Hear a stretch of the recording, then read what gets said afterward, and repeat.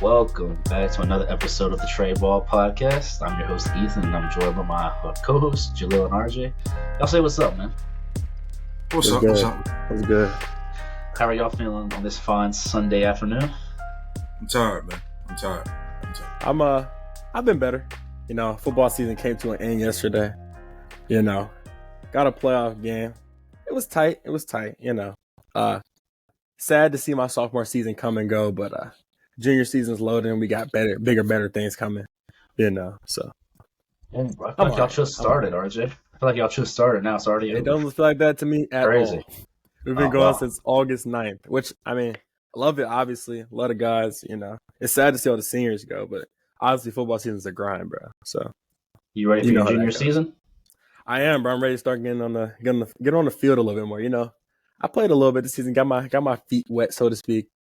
Got a taste, pause, but I mean, it was good, bro. I had a good time. It's always good here. Well, before we get into this jam-packed episode, I got a lot to talk about today. I just want to let y'all know. Go ahead and hit the subscribe button for us. Like the video, comment down below. All that good stuff just helps out with the algorithm. It's absolutely free. And you can also go over to our Instagram and our TikTok, follow us over there. We have short / TikTok videos coming out over there, and always good to see those as well. So hit the like buttons over there as well. And without further ado, we can go ahead and get into our first topic, fellas.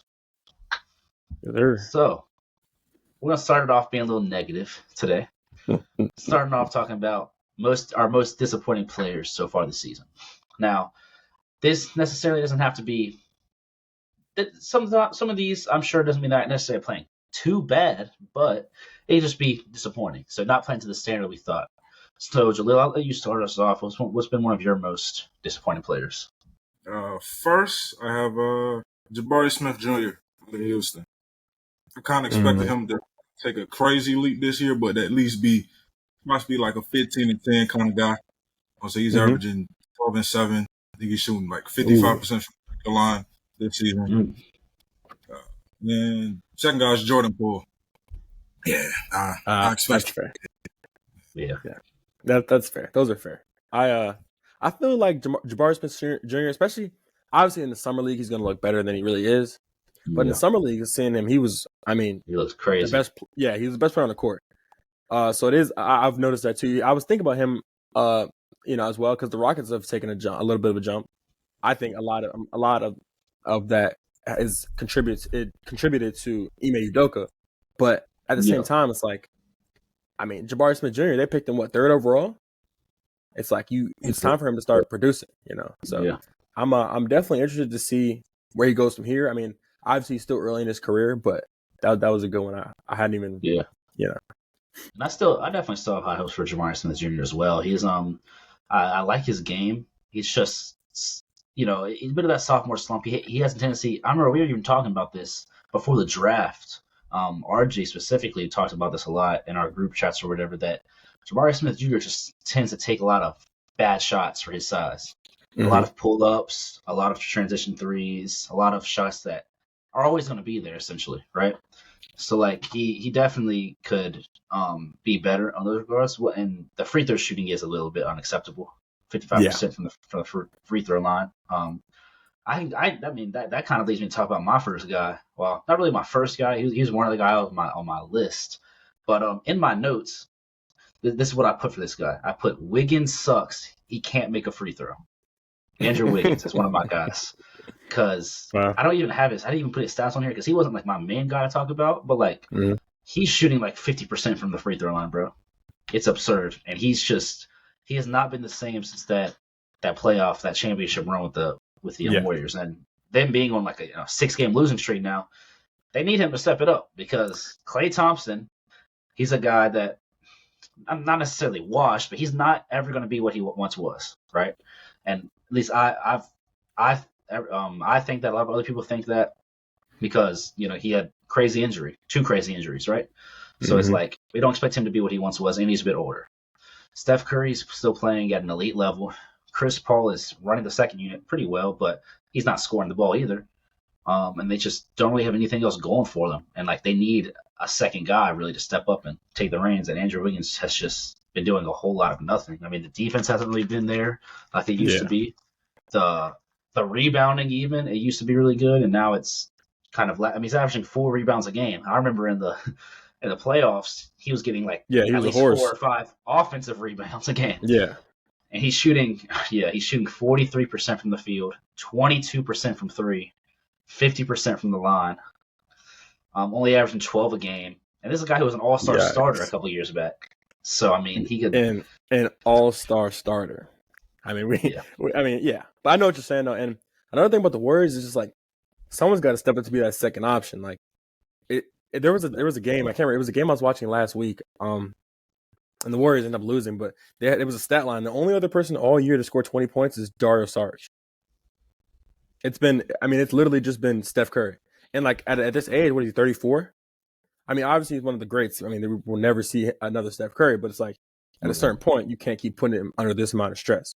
So Wiggins is definitely one of those guys you say to yourself, man, he's got to make a move. Something's got to happen, or they're gonna have to look to make a move because you can't put Steph Curry's body under this much stress for 82 games and then expect him to also produce in the playoffs. It's just not realistic. I mean, you think Jordan Poole was meant to be that second option before his thing went on? I have to disagree with you, Ethan. I feel like in that role, I feel like his role as not the first guy is always good for him because there's no pressure. And then also like if right now, if Jordan Poole has a down game, the Wizards get beat by 30, right? If Jordan Poole has a down game in Golden State, it's like fuck, like okay, that sucks, right? And we hate to see it, but like they get there's some pick me ups. So I feel like that. Not that was like he was the heir apparent, like he was supposed to be the next guy, but like he was good for that role. You see what I'm saying? Well, the thing with me is with Jordan Poole is I never thought he was about him as like a first option anyway. But I don't even think about him as like a second guy either. Like I didn't like he's been disappointing this season, but I didn't have him on my list like Jaleel did because to me, I think he should never be anything more than a 6-man in this league. Me personally. Like I don't think he has like that all-star potential. I think like guys like him, even guys like Tyler Hero, which we'll talk about in a little bit because we got to talk about the Heat today. I think those type of guys are just best fit for like a 6-man role in today's game because they do a whole lot of scoring, but everything it's not a whole lot anywhere else that you're really getting out of them. They're elite level scorers, but if you're not bringing anything else to the table, really, then I want you to be my best player, and that's why the Wizards are so bad. Yeah. Right. Mm-hmm. And I mean, I don't know if he couldn't like he doesn't seem like that type of guy to really be that star player for me. He has the personality, you could say, but I don't think his skill level and his game is there. Yeah, I agree. Let me get into a couple of my. I only want to touch on 2 of these guys because I feel like I'll be transparent. I was going to say Garland, which it's not even necessarily. He hasn't been disappointing, but the Cavs, in my opinion, have been a little disappointing, and I need someone to put the blame on, and that's not fair. That's not fair at all. Then I was going to say Jamal Murray, which he's been a little banged up, not to his. I mean, obviously his capability, but I don't feel like that's fair to him either. But these other 2 guys, I feel like those guys as well. Yeah. So I feel like that's not really fair. But these other 2 guys, I feel like definitely either one of them it looks like shit. I don't know. He looks terrible. The other one just didn't take the jump I was expecting. And so I'm gonna have to say Scoot, even though he's a rookie. Scoot. He's on my list. And then at 2, or my second one, I got to go Keegan Murray. And I feel like Keegan Murray to me isn't all that disappointing. He's not disappointing because of he to me he's disappointing because he just didn't take a jump, Like the Kings, they're obviously okay, they have Sabonis, they have Fox, right? But in my opinion, they need they need a wing, right? And he's averaging what, 13 and I think he's averaging 13 and 7. And there's nothing wrong with that, right? But low efficiency as well. Low efficiency, and I just needed a jump on him. I mean, you got a team that and Mike Brown called it out. He said if we want to get to where we want to be at, we need Keegan Murray to take that next step. And for me, he just didn't take that step. And then Scoot has just looked abysmal. I mean, just absolutely terrible. He's missing, and I think he'll get right on the right track.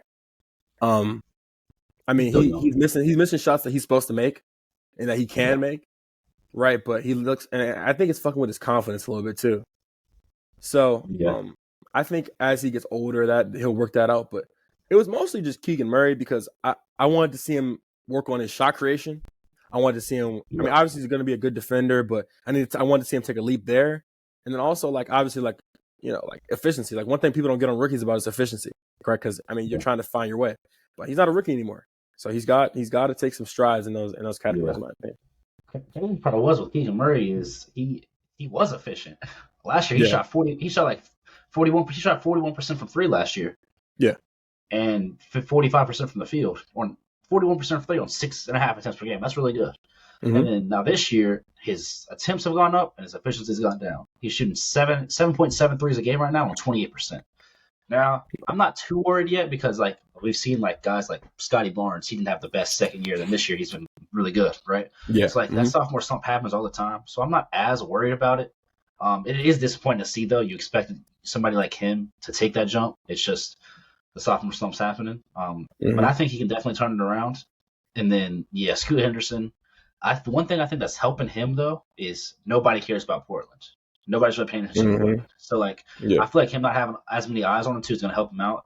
He's a guard. We see all the time guards. It takes a little bit longer sometimes, and but it is surprising to me because he's a guy I thought was going to be a little bit more NBA ready because that's what I was thinking. His build and the way he plays, but also he played in the G League Ignite, right? So he's been playing pro guys. It's not like obviously it's G League, but he's been playing pro guys. I thought, and especially watching him in the summer league, I thought if there was anyone that would be pro ready, it was going to be him. So that's why it's been very disappointing to me. Even watching him against like when they played France, when they played Wemby's team, and he was going crazy. Like that obviously Wemby's a guy that's doing good now. They have other NBA guys over there, but he'll definitely come around though.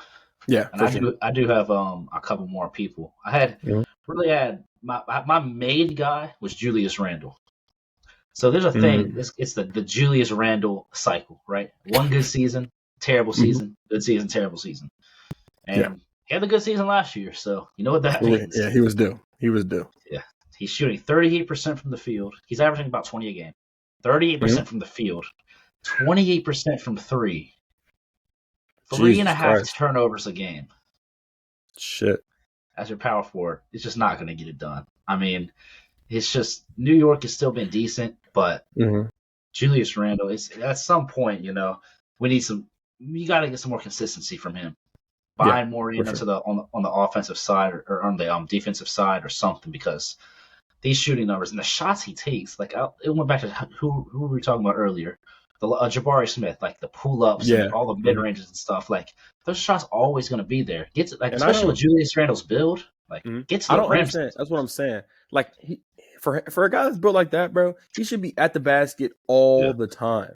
He should just be overpowering most of the forwards in the league today. He just simply doesn't, which is very upsetting to watch for sure. Like a Julius Randle pull-up three is letting the defense off the hook. There's no reason for that. Right. Yeah, so And then one of my other guys is Mr. Dominating himself, DeAndre Ayton, averaging a whopping 12 points a game. Think about this is the main guy that the Blazers traded Damian Lillard for. Yeah, he's averaging 12 points a game. I don't even have his other stats because I don't care about his other stats right now. 12 points a game, come on. Yeah, he could be the best guy on that team. He should be. Theoretically, he should be the best guy on that team right now. Yeah. And he's averaging 12 points. You already got Scoot Henderson struggling as a rookie. And then you got him averaging a whopping 12 points a game. Come on. That's a little crazy. I feel like the thing about Ayton is I feel like, and maybe it's obviously not his fault, really, but, bro, like, think about it. He's had people to get him the ball his whole career. D Book is an above average passer. And then he gets CP3 in year 2, year 3? Like, it's like you obviously it's going to be he's going to have a little fall off. Like, not that I'm disagreeing with you. I feel like he definitely has been disappointing, but I feel like we should give him some time to get right because of the fact he's always had at least above average passer to give him the ball, except for maybe his rookie year. But then again, D Book is a pretty damn good passer. So we'll see. It's so weird because like he's shooting it efficiently, and maybe part of it is him not getting not having those passers to get him to him or whatever. Yeah. But I mean, his shot attempts are the lowest they've ever been in his career.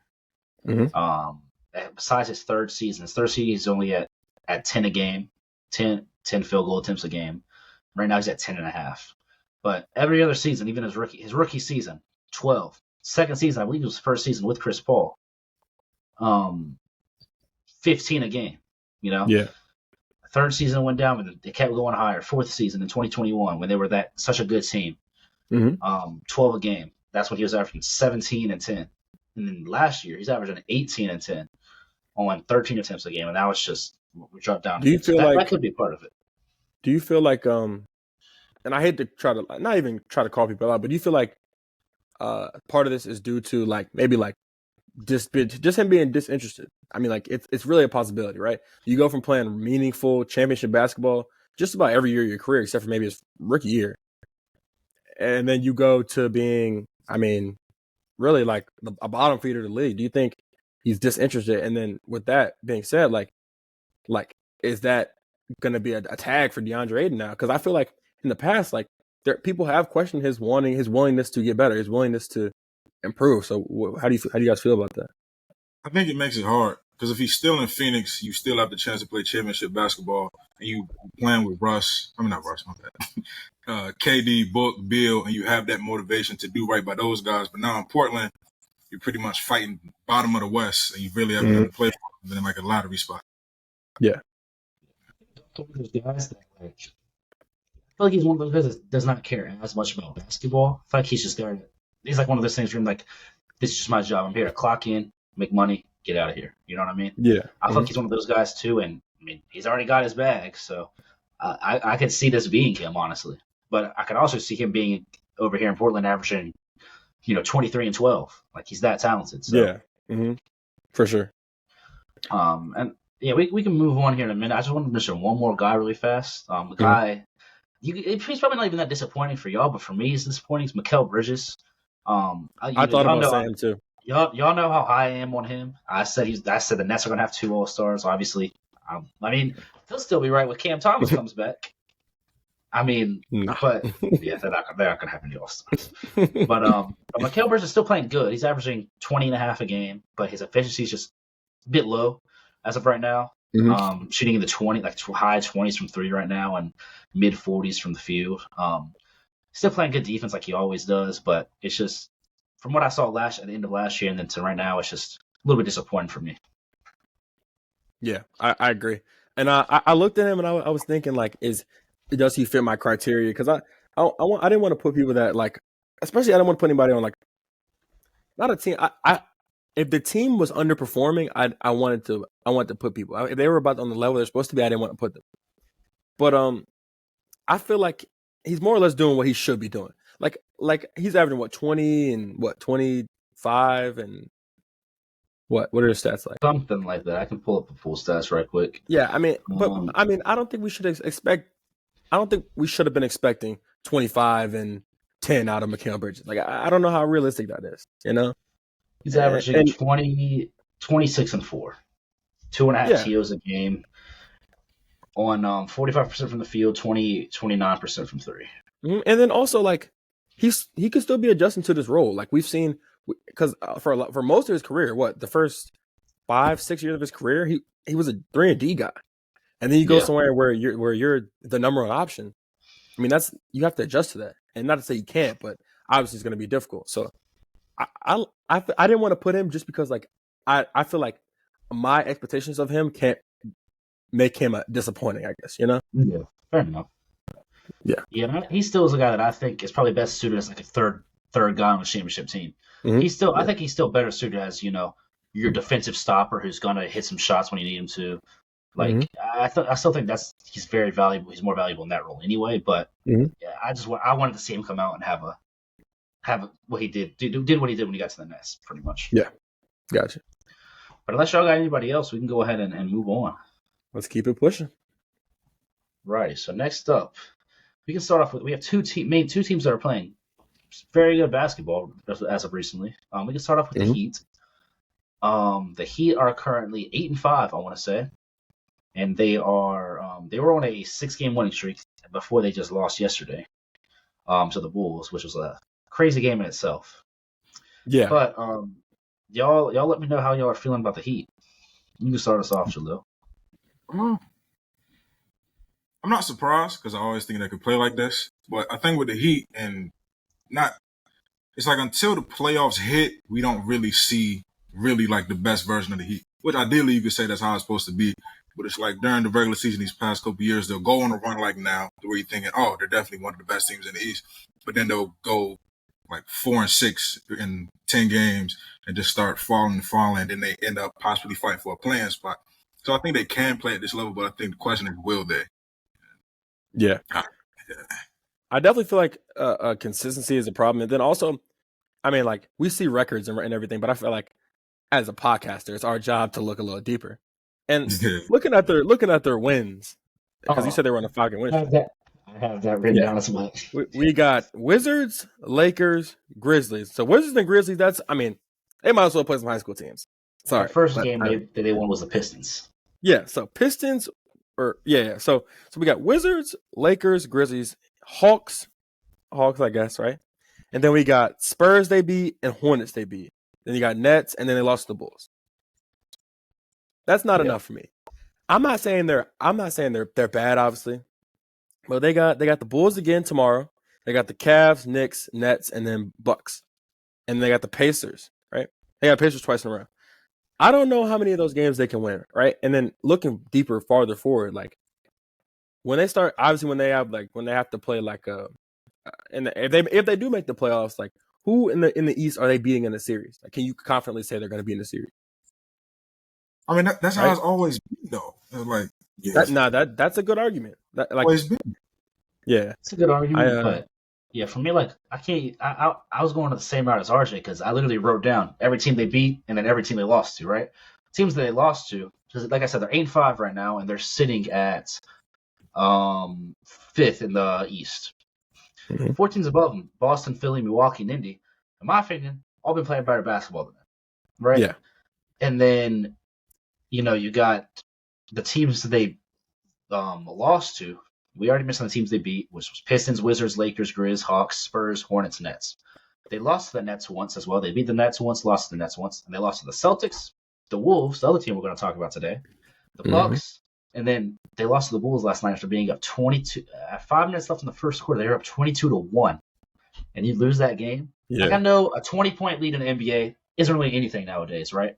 Mm-hmm. But like 22-1, it's a little bit different. I feel like, in my opinion, that's a little crazy that we end up losing. Yeah. That we end up losing that game, and the Bulls aren't a good basketball team either. No. They're an okay basketball team. It's like all the teams that they beat and the teams that they've lost to are like those are games that you can like, yeah, I think they're going to be the Pistons tonight. I think they'll be the Wizards tonight.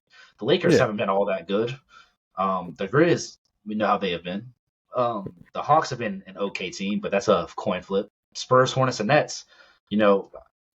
That's whatever. And then the teams they lost to are all teams that we, except for the Bulls and the Nets, those other 3 games, we can confidently say those teams are better than them, and they proved it. Yeah. So it's like Jalil said, we don't know until we get to the playoffs, obviously, with them, but it's like it's kind of what I've expected. They're beating teams that they're supposed to beat, which the Heat are going to do that because that Heat culture, and then having Eric Spoelstra, one of the best coach in the game, and then that Heat culture bullshit, man. Yeah. Then you have Bam Adebayo, he's been great. He's going to be an All-Star this season, and he's going to be a DPOI candidate, of course. But it's also like we said, like the inconsistencies with him too. Like, and also like it runs their best player being Bam, at least regular season best player Bam Adebayo is, he's a guy that just sometimes just looks uninterested on offense and not aggressive. Yes, that's always been a problem for him, right? And so it's crazy. And during their win streak, he was averaging like 23, 12, 2, like a block and a half, steal and a half, like crazy numbers. But sometimes there's no aggression from him. It's crazy. Like, and I always talk about this when they play the Celtics. They always end up playing the Celtics in the playoffs. Sometimes Bam Adebayo looks like he's just trying to dunk on everybody on the whole Celtics team. And other times, Al Horford's locking him up. So I don't understand what it is with him. He could be such a good player. Yeah, he is. The thing about the Heat that always just worries me, as a Celtics fan, it always just worries me a little bit, is how well they're constructed for the postseason. I mean, Yeah. it's like obviously they're constructed for the postseason. Every team that feels like they can make the run should be, but like you got the scoring and you got the scoring of Tyler Hero, right? And you got the switchability of Bam, and then all these other pieces, and then Jimmy Butler's just like the clutchest guy in the league sometimes. Like it's just like they have every aspect that they need to make a run, which is just so alarming as a fan of a team in the East. It's like you feel like you should beat them, but again, like last year, if they get hot, right, they can switch everything on defense, right? They got defensive leaders in Jimmy Butler, and then Bam Adebayo is, I feel like a depoy candidate should be every single year with his ability, right? Because he can guard. He's one of the few guys in the league I can confidently say can guard 1 through 5 if switched on. Like he can guard every position, and it's just so alarming. There's no weak when they get hot shooting, when they are locked in on defense. There's no weak points. They're just, I mean, they're really hard to beat. And then you couple that with the fact that they have one of the best, if not the greatest coach of our generation, the second. Probably. I mean, the greatest. I'd say the greatest. Yeah, I mean, if you're saying Pop is part of the older generation, then it's got to be Spo. So you put all that together, and it's just there's nothing you could do really, which is hard to say, honestly. It is. They are very well constructed. I mean, they have the shooting too. They have shooters. They have random NPCs spawning in that play well. Yes. Like Jaime Jaquez, I think is his name. He's been playing great basketball. Yeah, he has. Almost averaging almost 10 points a game. Guy that just came in. It's crazy. So and like I sent to the group chat, I sent y'all this post the other day, man. I'm one Heat player that shoots 60% from 3 in a fucking postseason series before I fucking kill myself. I can't do it again. RJ Hampton's playing like goddamn Michael Jordan now. I mean, they're gonna spawn someone else in. It's too much going on. It's way too much going on. RJ Hampton, bro. Like, I can't take it anymore. I hate to say I can't take it anymore. It's too much going on, by far. So I mean, annoying. It's just so frustrating when you feel like, damn, we got Jimmy in a box, and then RJ Hampton go for 40. Like what? What's going on, man? Yeah, I'm not a fan of the Heat. I feel like they obviously have a good thing going on with their I don't want to say program, but with their organization. But it's so frustrating. So frustrating. Man. Those dudes. And that kind of leads us into our next point too. Because the other team we're going to talk about, which is the Timberwolves, is literally the least, like the worst organization in the league, usually. So it's shocking how those are two of the most highest rising teams so far this season. So what do y'all think about the T-Wolves so far? The always is him. Yes. He is. I got some. It's crazy. I wrote some stuff down about them. So right now, I think they just dropped a second best defense in the league, but for the most part, they've been the best defense in the league. Rudy Gobert's been a DPOY candidate, and he's been playing good. And it's so weird. Like you said, not only are they usually the worst organization in the league, but their team just on paper, like the way it's constructed, just shouldn't work. But it's been working so far. Yeah. And Cat, he was one of those guys that could have been on the most disappointing players list at first, but he's been picking it up as of late. Just hit a game winner yesterday. Yes, he did. Which was crazy. And then you've got Anthony Edwards, who's arguably an MVP candidate. I'd say probably top 10. He's not one of the upper echelon guys, but in top my 10. opinion, man, he should be top. Obviously they're not going to continue. I can't say they're not going to, but if they can stay around top 4. The way he's playing is insane. I mean, he looks like a generational talent, and I knew he was good, but man, and one thing I like about Anthony Edwards, and this is a little off topic, he just got that fuck you nigga attitude. He got that what you gonna do about it attitude, and it's something about that I love. You love to see that. I feel like a lot of these younger stars, they're kind of like buddy or whatever, but like Anthony Edwards just got that dog in him, man. It's refreshing. You love to see it. Yeah, it is. And he's a guy that you're confident putting the ball in his hands with the game on the line. Yeah. He's good in the clutch. He's averaging 26, 6, and 5 on 47, 39, 83 splits. So for your best player, that's not 50, 40, 90, but that's pretty good efficiency. Yeah. Cat's getting back in. Cat's averaging almost a double-double. He's averaging 22 and 9. And you got Rudy Gobert averaging a double-double. And then you got these other pieces like Naz Reid is a 6-man of the year candidate right now. Yeah. Like Naz Reid, I don't know. I don't think you'll understand. These splits are insane, right? He's like 13 points, 40 rebounds off the bench, right? But he's shooting 52% from the field, 43% from three, and 95% from the free throw line, bro. He's just not missing, and he's just taking any shot that he sees and he's hitting it. It's crazy. Mm-hmm. And you got Rudy Gobert averaging 2.5 blocks a game on top of the leading the league in rebounds almost and 12 points. And then there's other pieces like Mike Conley. You know what you're going to get out of Mike Conley. You got Kyle Anderson, who always plays decent basketball, plays defense. Yeah. Mm-hmm. And they got a good thing going. You also got of course, Jaden McDaniels, one of the best defenders in the league. So they just the fit with Cat next to Rudy is still always going to be questionable, but they've had the best defense in the league this season, so we can't really say much about it. Mm-hmm. I mean, it's working. And they have a middle-of-the-pack offense still, but I can take a 15th best offense if you have the best defense in the league. Mm-hmm. How do you guys feel like they're constructed for the long haul? Like, could they make a playoff run? Because, obviously when things slow down, you're gonna need more shooting, right? Defense is gonna be the little stuff on defense starts to make more of a. You can't. And again, right? I understand when you have Rudy Gobert, it's kind of like funnel things to Rudy Gobert. But the little things start to add up, and then you start to look at like the way the West is shaping up. Who in the West do they beat? So, how do y'all feel about that? It's hard to see them. For me, it's hard to see them get past the second round. It's hard to see. Tough for me to even see them get past the first round, depending on the matchup. Just because, this is my thing. They have a killer and a playoff killer. We've seen Anthony Edwards in the playoffs too, but problems we've also seen.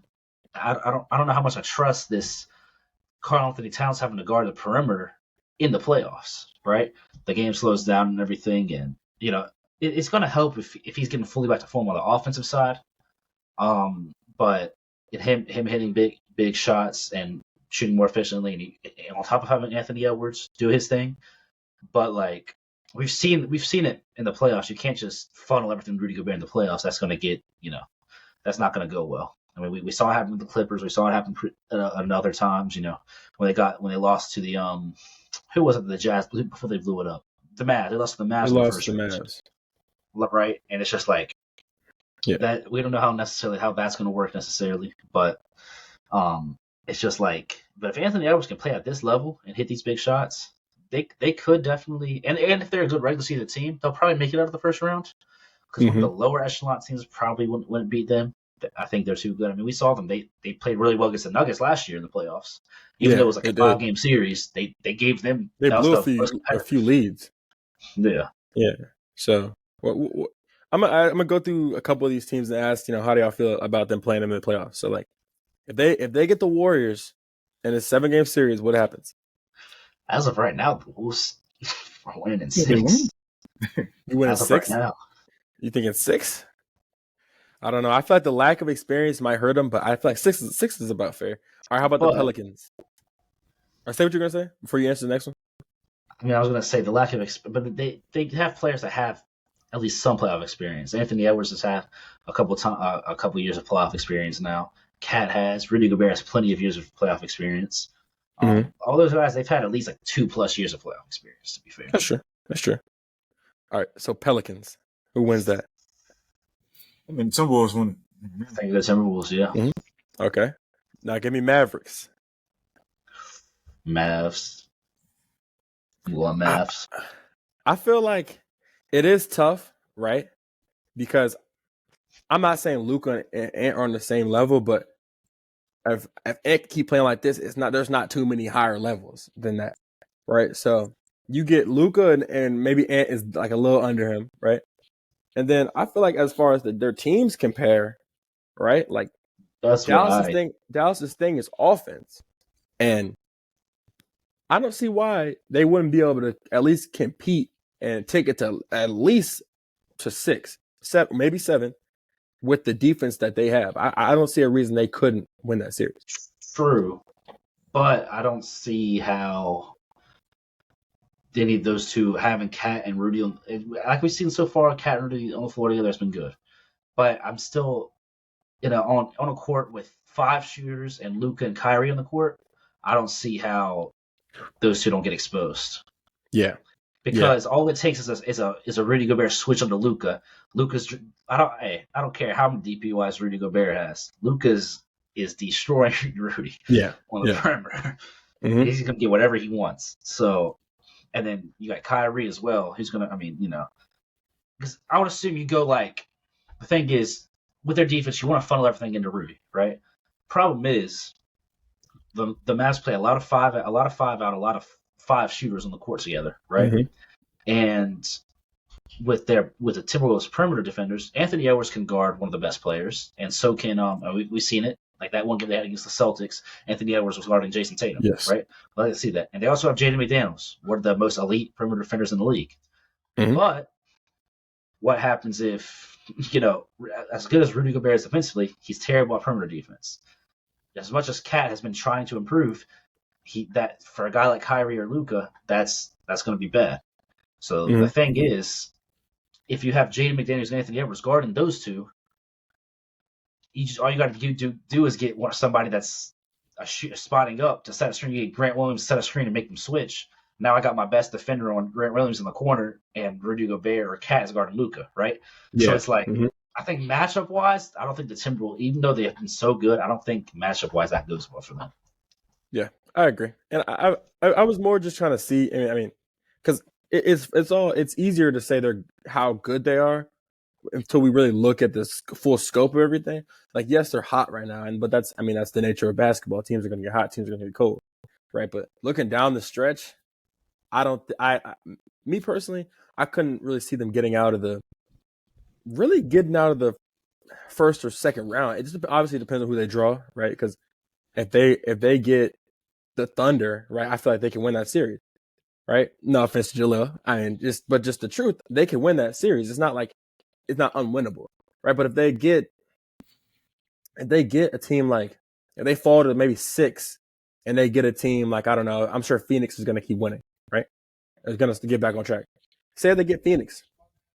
It's not. It's not. The Timberwolves can beat Phoenix. You do? What we've seen so far, how can we trust that team to be fully healthy? Yeah, that's a fair point. That's true. Who knows what's going on? And Bradley Beal's like, we go back to the most disappointing players. It's unfair for him to say he's one of my most disappointing players because he hasn't played. He played like one game. Yeah. No, Book has not played a lot. Yeah. Book has played 2. I think Beal's played or 2 or 3. I think Bradley Beal's played 1.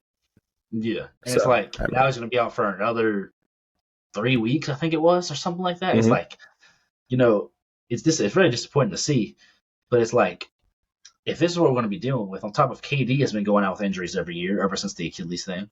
What are we? What really are we gonna trust in that? Because as we can see, if we haven't really seen them with all 3, but as we've seen, even with just 2 of them, they're not a great basketball team. Mm-hmm. Even with D-Book and KD, they don't have enough pieces around them. The role players, even though I feel like they had a great offseason, those role players have not done enough for me to believe in them that they're going to be able to beat a well coached and well-oiled machine team like the Timberwolves are right now. Yeah, I agree. So I think Ethan, I think it's time for you to turn up on your team a little bit. I think it's time for you to get right with them and really say how you feel, right? Because I know last week you for those who didn't see, last week you gave a little preview and you said if my team don't get right, they're gonna hear it from me. They're gonna hear how I really feel, and I think it's time for you to really get into that. So let's hear it. This is what I want to talk about. Well, this is where we start off. That last week episode, I said I'm gonna wait, and I said I'm gonna wait because I had hope that the next game we were gonna win because the next game on our schedule was the Memphis Grizzlies. It was the Memphis Grizzlies while we were recording that podcast. Yeah. They proceeded to lose to the Memphis Grizzlies, the worst team in the league. Yeah. A team without 2 starters. They lost one of their starters in free agency in Dylan Brooks. They have their backup center out with injury. We lost to them. right? We lost. Then we proceeded to lose to the Nuggets in a good game, defending champions or whatever. But we lost to them, right? And when we finally got another win Friday night, our first win since November. No, I'm sorry. Our first win since October 31st was Friday. Damn. I had to go 2.5 weeks without seeing my team win after we traded for James Harden. And so this is my issue, right? This is my issue. And it's very, very annoying. I'll never understand. One, I don't understand why Zoo can't catch the ball. You know, I mean, he has wide open passes. It's just out of bounds, right? And then you got, I've got Kawhi coming in every post-game interview talking about, we're going to figure this out. We're all elite players. I'm trying to play my role. Play your role? You're cleared. Finals MVP. What are you doing? What are you doing? You're the best player. And then Paul George going on his podcast talking about we're 4 elite players. We're going to figure out as we go. And, I might be overreacting a little bit because, yes, they're going to figure it out eventually. But I got James Harden talking about he's the system. James, you're not the system. The one thing I'm even a little bit happy about right now is Russ being the guy he is. And I've never been the biggest Russ fan, right? I've been on terms to say I've not been a hater of Russ, but I never thought he was as good as other people make him out to be, right? Mm-hmm. Like on all-time lists, a lot of people think Russ is better than CP3. I think CP3 is a better all-time PG than Russ, me personally. But that's a conversation for a different day. Yes. Right? But I can really appreciate Russ coming in. Before our last game, we finally beat the Rockets, who've been a good team this year. Mm-hmm. And Russ saying, I want to come off the bench. Which Ty Lue, you could have figured that out yourself, to be fair. Ty Lue's been annoying me with his rotations, too. And he's a guy that I've given all the praise in the world to. And he just, this season, there's not been injuries. I don't know why we can't figure out a good rotation. Mm-hmm. But besides that, I just need to stop seeing straight ISO ball all fourth quarter. Yeah. That's one of our main problems. This has always been a problem with us. And through the first, how many games was it? Through the first 4 games before we traded for James Harden, our first 4 games, we were 3-1. And we looked very good in those games. Even in the loss to the Jazz, we looked like a great basketball team. And we were blowing teams out. And our 3 wins, they were all blowouts. And we were moving the basketball, playing good team basketball, playing good team defense. Now it's just, and then as soon as we traded for James Harden, that first game against Lakers, we lost. James Harden didn't play. And then we didn't have the rest of the guys either. And we lost that game. But we still looked okay that game. It was just a tight game off the back-to-back. And then every game we had with James Harden, it's just looking like we don't know how to play basketball. It's looking like we don't have 4 Hall of Famers out there. That's what it's looking like. Yeah. I just don't get it. I don't get why it's a whole lot of just nothing but standing around. Nothing but standing around on offense now. Like I know a couple pieces left and a new piece came in. Oh, don't get me started on PJ Tucker. What does he even do? What does PJ Tucker even do? I mean, I see what you're saying, but it's like y'all sold the farm. This is what you wanted. You can't. This is not exactly. This is not what I wanted. I know it's not what you wanted, but I'm saying they went and got their 4th superstar. They went and got their 4th Hall of Famer, 4th superstar. And I mean, you had to know it's going to be some growing pains. I mean, think about every super team we've ever seen. Think about, I mean, you saw 2011. Yeah, I mean, but all those guys their styles of play don't really conflict. But like, look at 2011 with the Heat. Well, that is the consummate example of super teams take time. But there's one real difference with y'all, right? I don't know how well y'all's players' personalities are gonna mesh. Like, I don't think James Harden's easy to get along with, right? I think Kawhi's one of those guys that, like, what 21 Savage said, bro, when you really know him, he the coolest guy ever. I think that's the type of guy Kawhi is. And then Paul George, he might be easy to get along with, but like, okay, like then you look at the court, Russ obviously isn't that easy to get along with. We've seen that before, right? And then you look at the court, when shit's not going right, what do we do then? And then I think there's some other like holes in y'all's team, but just talking, I'm not really surface level, but just more like the baseline shit. I don't know how well they're going to get along. I don't know if they're willing to make things work, because like that is with any super team, anytime people come together, you have to get along to make things work. And I don't know if they're willing to. You're right and wrong with this team, because I think, at least I'm talking about the guys we already have. Maybe not even necessarily Russ, because Russ is not a star anymore. All right, I love Russ, not a star anymore. Right, I'm especially talking about Kawhi and PG here. I think they are willing. They are willing to get along and change some stuff around. I think they're too willing to do that. That's the problem. I think they don't realize that these two dudes are both first ballot Hall of Famers in their own right. Mm-hmm. And they're not. I feel like they're being too passive and giving the ball up too much at some points. And like Russ, I feel like he's been the only bright spot for anything. And even when he's not hitting shots, going the in, he still plays with that aggression and gives us the spark we need. And even before the other night, we played decent against the Rockets. We finally got a win. James Harden had that 4-point play or whatever, and it definitely looks better with Russ coming off the bench. But like I said, I would honestly rather James Harden come off the bench. But like Jaleel said, right? That's what I was thinking. Like Jaleel said, it's not gonna, it doesn't. His ego would be shot, right? Mm-hmm. And it's just there's no possible way he would ever want to do that, and it sucks because I think in that starting lineup it makes more sense to have Russ, and then James Harden could run that second unit. I'm not saying that James Harden is a player that needs to be coming off the bench nowadays, because he's still an all-star caliber player. But I think it just makes more sense.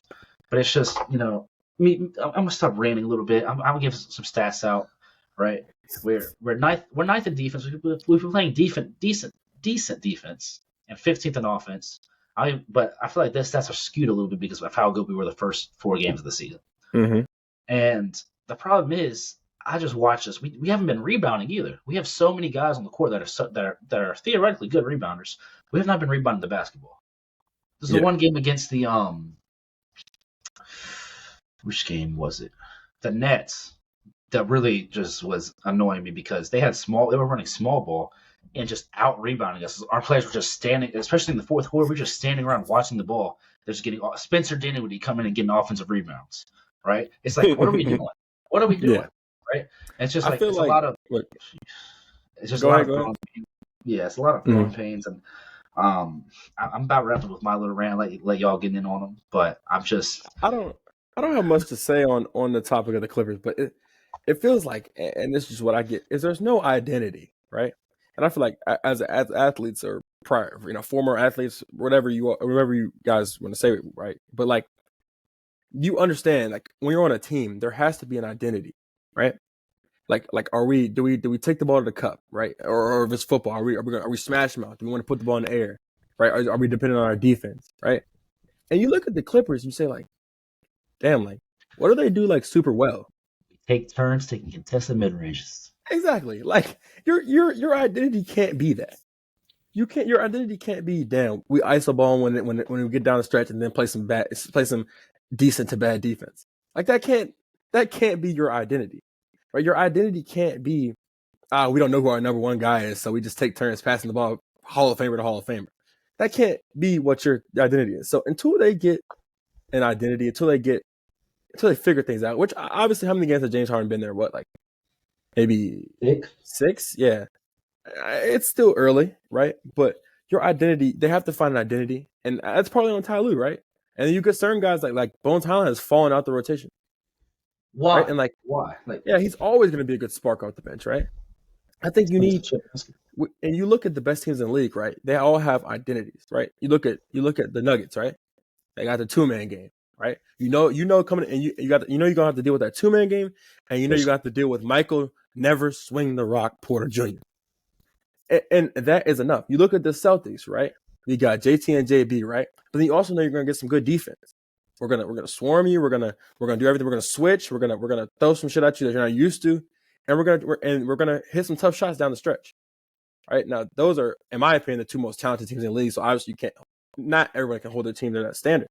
But y'all just don't have any identity of what y'all do super well. Until you get that, it's gonna obviously be tough to be as great of a team as y'all could be. You know, Jaleel, how do you feel? I think it's like you said, the identity part. I think it's on Ty Lue. I think at some point during the season, he's gonna have to bring not necessarily the whole team, but he's gonna have to bring those 4 guys together and say, we got to make this work somehow, and something got to change. Because playing iso ball in fourth quarter is crazy. Yeah, so you can't make it work. Yeah, but Ethan, you got any closing remarks on your team? We beat the Rockets, you know, and we have a little stretch coming up. We got 2 games against the Spurs, and the next Monday and Wednesday we play the Spurs. Theoretically, that gets back on track. It'd be 2 wins right there. And we got like but then after that, Pelicans, decent basketball team. Then we got the Mavericks, the Nuggets again, the Kings, the Warriors on the back to 2 games in a row. I mean, I'm worried. I just hope they can figure it out because theoretically, like I said, I've been saying this ever since it happened. On paper, this should be on paper the best team in the West. On paper.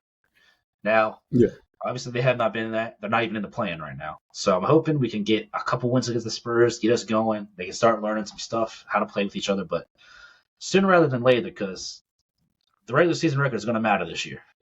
Yeah. Yes, I agree. But hopefully they can get it right. But I say let's move on. We got some fun stuff planned.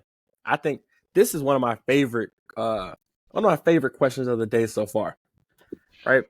And if you've been on sports TikTok, sports Reels, sports anything, you've seen a lot of these. I think ESPN even posted something about it, or Sports Center. Somebody on TikTok just been posting these absolute banger hoop mixtapes, right? You got, I want to say it was D Rose, and I seen one with D Rose and Beyonce, which is like fire already, right? You got. I saw a bunch. I saw KD. I think it was KD and MF Doom. I mean, just a bunch of great ones. No, it was KG and MF Doom. Just a bunch of great ones. And I feel like we as a podcast, as a group, just come up with some banger hoop mixtape player and song combinations. So I know Jaleel sees himself as quite the music guy. So I'm gonna let him go first. You get one off, Ethan, you go, then I'll go, and we'll go in a rotation. I got 3, so let's do 3. So Jaleel, you only got 1? You got 5? Yeah. I know Ethan's not big on music. I remember that from 7th grade. You used to listen to Kid Ink. I don't know. That's unacceptable. You didn't listen to Kid Ink? You didn't listen to Kid Ink, Ethan? No. What was that? It was the thing on the Chromebook you used to always go to, and it was one song. I do that. I remember I had one song I liked of him, and it was off of like a 2K or something.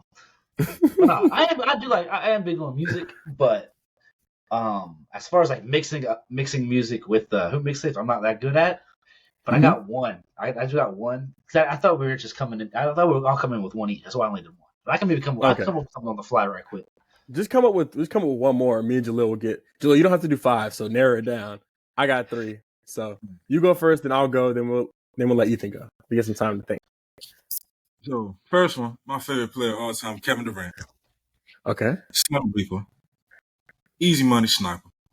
Very smooth game, right? Yeah. So with a smooth game, you gotta go with a smooth kind of artist, right? So I'm gonna go with Kevin Durant and Cleo Sol. If you don't know Cleo Sol, I know. That caught me off guard. I was thinking, if you would have said Erykah Badu, I would have been like, okay, I see the same type of. Yes. Yeah. I see what you're saying. I'm seeing the image. If you don't know about Cleo Sol, go do your research. Homework. Go do your research. All right. Second, I went in kind of a different direction. Right. I said, and I got to get my Jason Tatum glaze out real quick. So I said JT and Drake. Right. Now, two light skinned killers. Two the best in the game for real. We don't have to get into it, but you know what I'm saying, right? The best in the game of what they do, and not only that, they both got that light skin energy. They got that not soft, but they soft killers. So I would say Drake, but maybe like some more like passion fruit type of Drake. It's just JT cooking niggas in slow motion, side steps. I would love that. I would love to see that. I need that. All right, Ethan, it's your turn. It'll make it a bit easier for me because I thought we were going specific like song and player because that's what with my one that I have. The one I have is kind of a bit of a funny one too, right? But it's more of I thought we were going, but that makes it easier for my other ones that I'm gonna get because I'll be able to get some ones now. Because we're just going artist and player, not song and player. But this one, I got a song and player. I got Jordan Poole, right? You know how Jordan Poole is. Yeah. You know how he is, how he plays his game, and it's the way he plays pretty good for mixtape type of thing. But you gotta think about his personality, right? And his personality, I think, goes perfect with this song, right? This probably just replays in his head, right? I'm the One by DJ Khaled, but just Justin Bieber's part. Just that part over the whole mixtape. That's Jordan Poole's personality right there. Yo, none of the rapping parts from it. Just Justin Bieber's part. Just Justin Bieber's part. This is so specific. Like what the hell, man? I mean, that makes sense to me.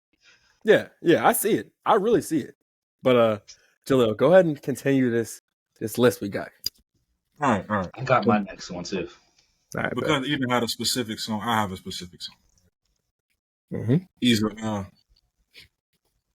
a big fan of Sticks. You know, that. Biggest gangster beat. Memphis. Ja Morant. I'm gonna go with Ja Morant. 50 Shots by Young Boy. That's fair. Yeah. I like that. I actually love that pick, and obviously those two are always gonna be linked, right? Because we got. So see. I see what you're saying. I love that pick. Right now, my next selection. I don't know which one I want. I feel like I'm gonna go with the more obvious one first. I got. So I got Ye and Kobe Bryant. Right. I don't know if y'all know they had like a little relationship. Obviously, RIP Kobe, but they had a little relationship outside of the confines of ball or rap. They were cool with each other. But I also see like they were both artists. You know what I'm saying? Ye is an artist. Every album he's had, just art, just pure art. And have you ever seen Kobe on that court? The footwork, the moves, the spins, the elbows, the shot. That's art. So I feel like just about, I don't want to say any song, but you could make a good mixtape with just about any Kanye song to Kobe Bryant. I feel like their two styles of art just meshed well. So, Ethan, it's your turn. All right. Let's look at from the third. I think I'm third one too. From the second one, I'm gonna rock with Shay, right? Shay Gilgeous-Alexander. He is very stylish, very smooth dude. Game's pretty smooth as well. And this is one rapper / R&B artist named Blast, right? I think with his music, it's real smooth, real chill vibes, and I think that's I think that matches up with Shay pretty well. Yeah, I've heard a few Blast songs. I like that one. That was a little niche pick. All right, Jalil, finish us off. Wrap it up. Yeah, what you say? I said I'll put you on with Blast. Blast is really good. All right, it's me. I got a couple. I'm between Draymond Green, Anthony Edwards, and Zion Williamson. Because we talked about the Timberwolves, I'm going to go with Anthony Edwards, Atlanta Reeves, UGA. I don't think he graduated.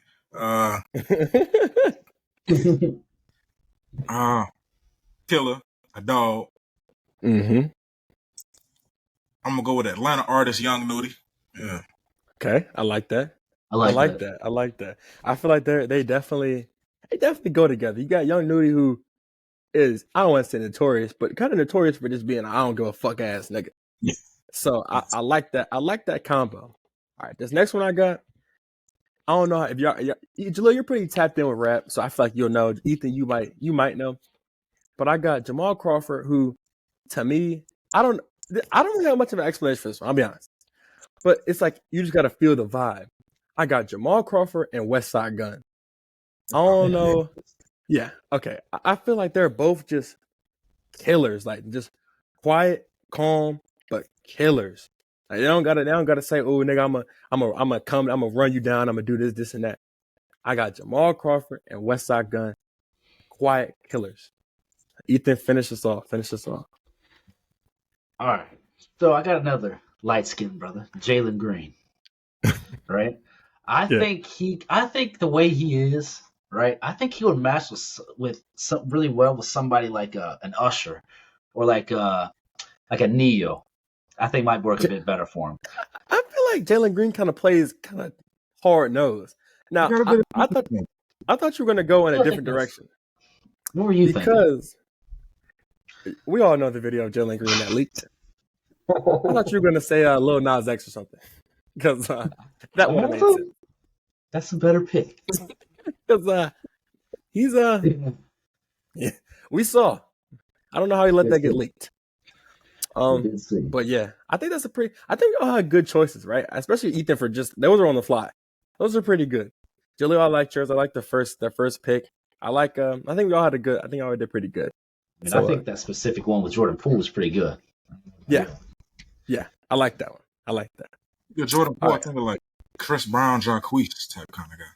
Yeah, Jordan Poole is kind of a little soft. Not soft. I don't want to call niggas out. I don't want, call niggas soft can get real shiesty. But he's a little bit of party next. Yeah, like on some like come and see me type shit. Like, like I could see that, No, Kelly Oubre would have been like a good Chris Brown one too, I think. Don't get me started, bro. All right, we go. We need to wrap this shit up. All right, y'all. I appreciate y'all for watching.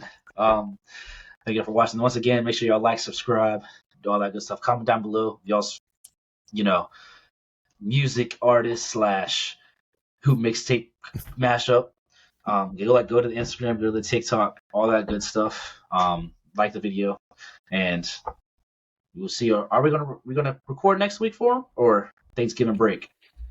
We'll see. I think we'll get something figured out somehow, some way. If we don't, I will try to get in my solo creator bag and get a video posted. I don't know what it'll be about, but there's a lot of the basketball's ever moving, so I'll definitely have something to post about.